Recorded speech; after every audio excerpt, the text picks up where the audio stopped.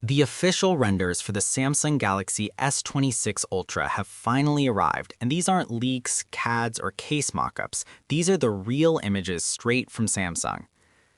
They reveal the phone in cobalt, violet, and black, giving us our first true look at the next Ultra flagship. With launch just weeks away, it's time to break down what's new, what stayed the same, and what matters most to users.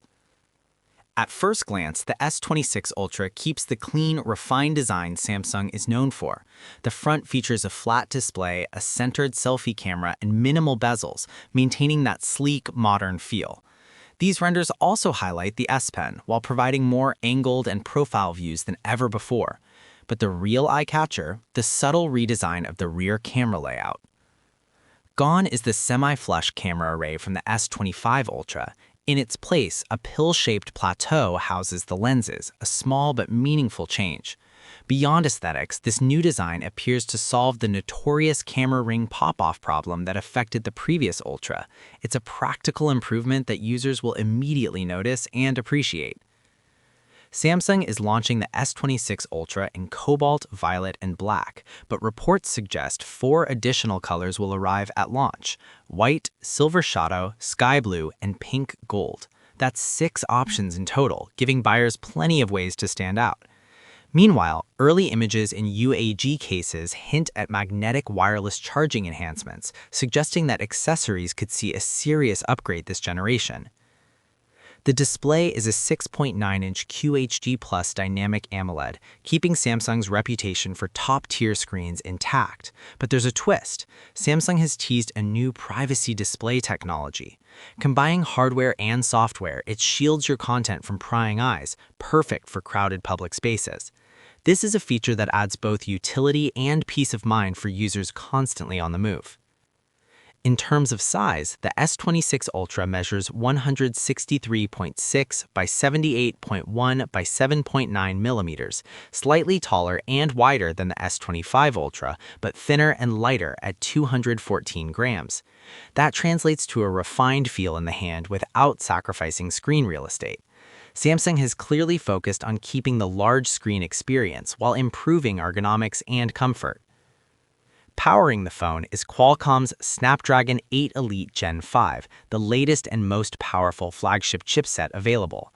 Users can expect top-tier performance across every scenario, from heavy gaming to multitasking.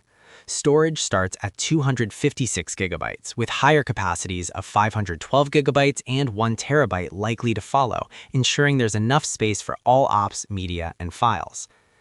Battery capacity remains at 5,000 mAh, unchanged from the S25 Ultra, but charging gets a major boost. Samsung is increasing speeds from 45 watt to 60 watt, closing the gap with some Chinese competitors. Faster charging means less downtime and more convenience, especially for users who rely on quick top-ups throughout the day. The S26 Ultra ships with Android 16 and One UI 8.5 out of the box. One UI 8.5, currently in beta, brings numerous visual and functional upgrades. But the big news? The device may run a full Linux kernel. Log files show support for the Android Virtualization Framework, opening the door for a complete Linux environment directly on the phone. Previously, Galaxy phones lacked this feature, as One UI 8.0 didn't include system-level support. With One UI 8.5, based on Android 16 QPR2, Samsung is finally bridging that gap. This opens possibilities for power users and developers who want to run a full Linux experience natively, making the S26 Ultra a unique productivity tool among flagship smartphones. There's also speculation that this feature could extend to older devices like the S25 Ultra, Z Fold 7, and Z Trifold through the One UI 8.5 update as the hardware is capable. That would bring Linux terminal functionality to more users and expand Samsung's reputation for developer-friendly devices. It's a step toward making Galaxy phones more versatile than ever before. On the camera side, the S26 Ultra packs a serious punch: a 200-megapixel main sensor, 50-megapixel ultra-wide, 50-megapixel periscope telephoto, and a 10-megapixel telephoto, for a total of 4 rear cameras.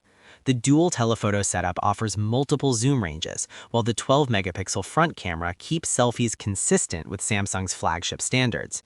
The ultra-wide upgrade alone is a big leap in clarity and detail.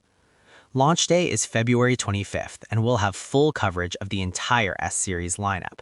From design tweaks to the Linux terminal feature, Samsung is showing it can innovate both in hardware and software.